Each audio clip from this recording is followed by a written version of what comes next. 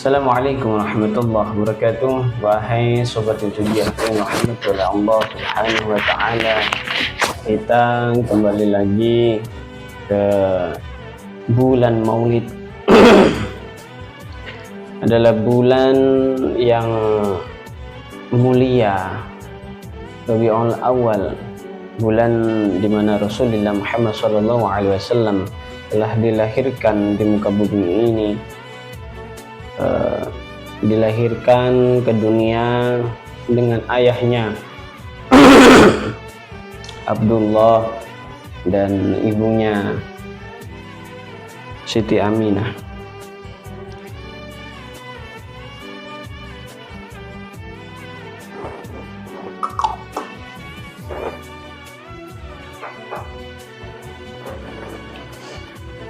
Abu Lahab seorang paman yang gembira menantikan kelahiran Rasulullah Muhammad SAW, namun tetap benci terhadap ajaran Islam karena bahagianya melihat kelahiran keponakan. Allah Subhanahu wa taala memberikan rukhsah ketika hari Isnin kepada Abu Lahab, dispensasi siksa kubur, dispensasi siksa neraka kepada beliau dikarenakan bahagia atas kelahiran junjungan kita Nabi Muhammad SAW. Padahal kita tahu gembiranya seorang paman terhadap kelahiran keponakan lumrah. Namun yang tidak lumrah adalah keponakan yang lahir. Ini adalah seorang nabi, seorang rasul, khatamil anbiya wal mursalin. Dunia dan seisinya tidak akan diciptakan oleh Allah Subhanahu wa taala kecuali Nabi Muhammad, Nur Muhammad itu diciptakan. Oleh karenanya lumrah kalau Abu Lahab mendapatkan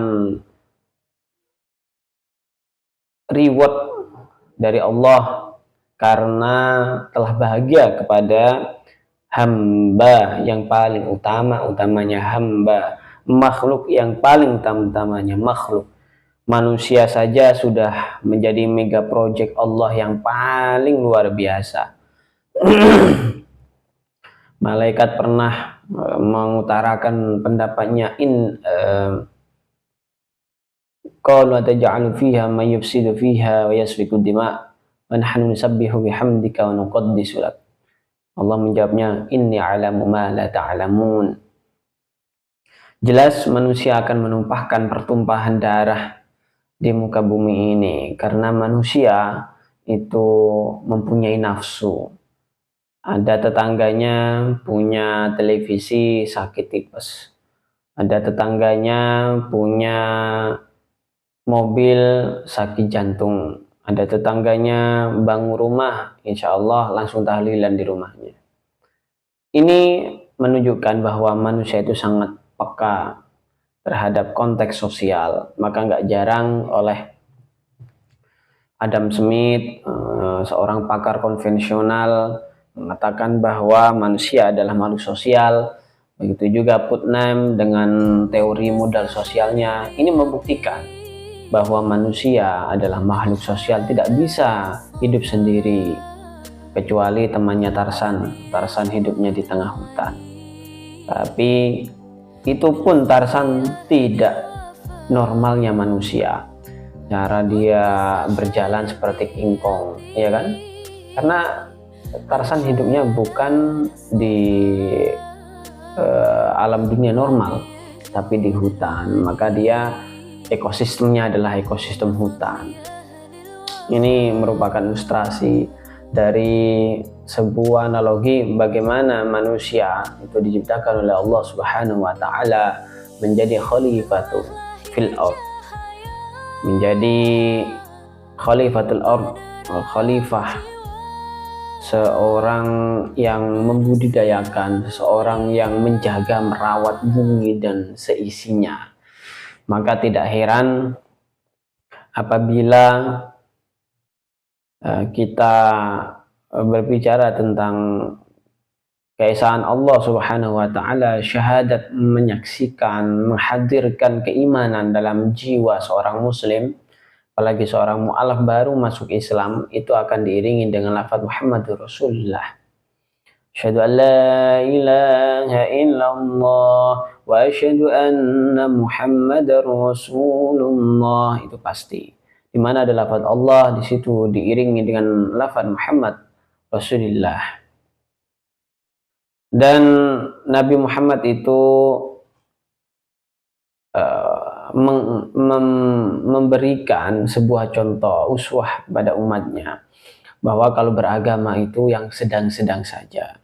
Kalau beragama jangan terlalu over, nanti bisa ifrat, ataupun jangan mengurangi intisari dari agama, yaitu tafrid. Kalau mengurangi berlebih-lebihan dalam beragama, itu ifrat, maka yang terjadi adalah kita jadi orang itu radikal beragama. Tapi kalau mengurangi tafrid, jadi orang yang biasanya tersesat, inkhiraf. Kalau sudah tersesat, caranya adalah dua. Yang pertama mediasi, dan yang kedua kalau tidak bisa dimediasi, yakni diamputasi. Ini menjadi sebuah kerangka beragama, di mana Maulid menjadi bulan kelahiran Nabi Muhammad SAW. Yang perlu kita remind di bulan ini adalah keteladanan beliau, di mana beliau itu beragama, menyampaikan agama dan beragama itu melalui sebuah dekadensi moral. Kalau beragama berarti harus siap bermoral. Kalau beragama maka harus siap hidup secara keseharian yang normal-normal saja. Tidak usah berpikir nanti kalau beragama akan mempunyai 1000 nama, 1000 arwah. Kalau ada aliran tasawuf kadang seperti itu.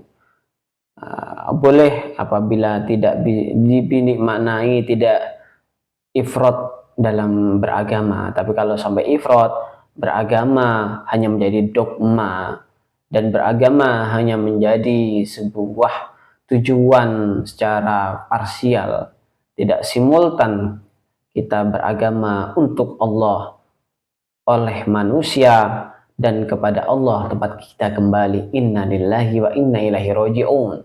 Jangan hanya inna lillahi dimanai orang sedang berduka saja, tapi ketika kita mengalami cobaan itu inna lillahi wa inna ilaihi raji'un. Maka tempat kita kembali, bukan tempat kita beragama hanya menjadi dogma, sehingga beragama sholat 1000 rakaat sampai jidatnya jebol misalkan. Itu hanya untuk mencapai ketenaran, hanya untuk tujuan yang sifatnya ingin menjadi orang yang diagungkan, orang yang dikeramatkan, ya kan, biar disebut dirinya seorang kiai, seorang wali, ya. Tidak seperti itu, sampai nanti bisa terbang, bisa ngilang, ya, bisa kayang. Kalau sekarang bisa ngilang banyak alat bantu, ya, seperti di mana itu Sulapan, American Got Talent, itu orang bisa ngilang pakai sebuah bantuan alat, ya kan. Itu mudah sekali, tidak perlu kita hanya menjadikan agama sebagai dogma, atau malah sebaliknya, agama sebagai alat untuk pencitraan, agama sebagai alat untuk mencari duniawi, mencari kedudukan. Naudzubillah. Maka niat, sekali lagi, innamal a'malu binniyat, pintu masuk dari segala apa yang kita lakukan adalah niat. Begitupun juga Rasulullah, ketika kecil di bawah pohon itu ada seorang yang membelah dada beliau dan mencuci hatinya agar bersih seputih salju dan sebening air telaga Kautsar, karena tidak ada dendam, angkara murka dan nafsu dalam diri Rasulullah Muhammad sallallahu alaihi wasallam. Assalamualaikum warahmatullahi wabarakatuh.